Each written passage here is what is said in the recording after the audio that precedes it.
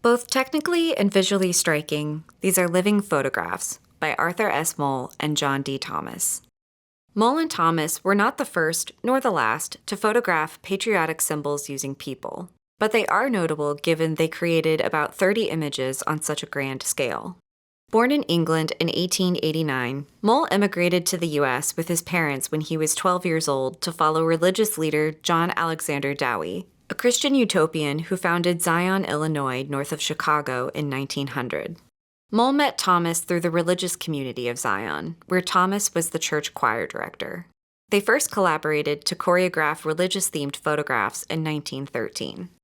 Mole and Thomas began exploring patriotic themes in 1917, when they were asked by a local paper to photograph troops at the U.S. Naval Training Center in Great Lakes, Illinois for Memorial Day, which led to a living American flag. The U.S. had just entered World War I on April 6th, and support for the war effort was widespread. Thus, Mole and Thomas began traveling the country to various military camps to photograph patriotic military formations that celebrated wartime nationalistic pride. Earlier formation photographs were taken during public events with in-person spectators, with the formation participants on steps or stands. Mole and Thomas's photographs were from a bird's-eye view utilizing perspective. The camp barracks in the background of the images allow the viewer to appreciate the sheer scale of the designs and the number of men and women gathered. Will you tell our panel, please, what your name is and where you're from? Arthur Mole from Fort Lauderdale, Florida. This is Mr. Mole, M-O-L-E. He is from Fort Lauderdale. Now, before Mr. Mole whispers his secret, panel, I'm going to show you a picture for which he is responsible.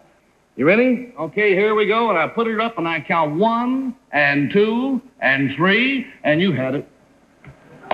All right, sir. Now, if you will give our audience and me the benefit of your secret, we'll do it.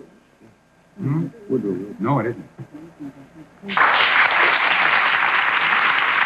Where were they? What was the occasion? Well, this was during World War I, and Mr. Mole, you went around to several military installations and did these designs of various patriotic subjects. Was that not so? About 18 camps.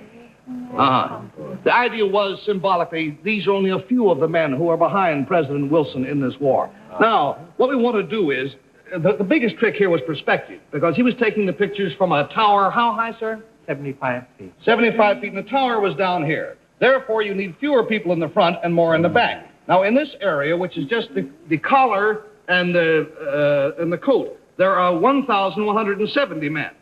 Now, if we will look up here where the hair meets the brow, just in that area alone, 8,000 men. You designed this, Mr. Mole, all yourself? You got all these people together and... Well, I had a partner. Thomas, it says That's here. right. Yes, That's right. Now, I did the photography, and he did the helping me on the ground. He did the groundwork. Now, this United States shield has a total length on the ground of 748 feet in this direction. At its greatest width, it is 580 feet across. A total of 30,000 officers and men stood in formation for this. And, Frank, if we can go tight, we'll give you an idea of, again, now, there are the barracks behind the men. Now we'll start to pan down past the stars and then maybe down one of the stripes. You cannot pick out individuals back there. But now look what happens as you get down closer and closer. They become discernible people.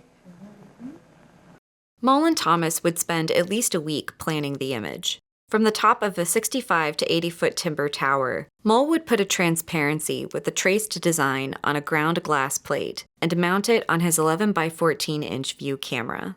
Using a megaphone, hand signals, and a long pole with a white flag attached for further distances, he directed Thomas and his assistants on the ground to create an outline by staking down lace edgings from their church's lace factory.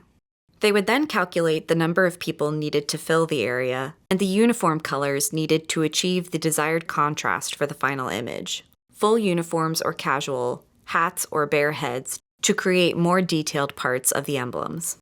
Thousands of military personnel would then be corralled into position over the course of a few hours, sometimes wearing heavy wool jackets in the summer heat to capture the formation. Community is the common thread throughout these images. Dowie's religious society of Zion was truly communal, sharing resources and even finances, which both Mole and Thomas contributed to and utilized. The photographs were later made into postcards, the proceeds of which went to the soldiers returning to civilian life following the end of the war. The photographs of Mole and Thomas also convey camaraderie on multiple levels, both from a nationalistic standpoint as well as being part of a military unit.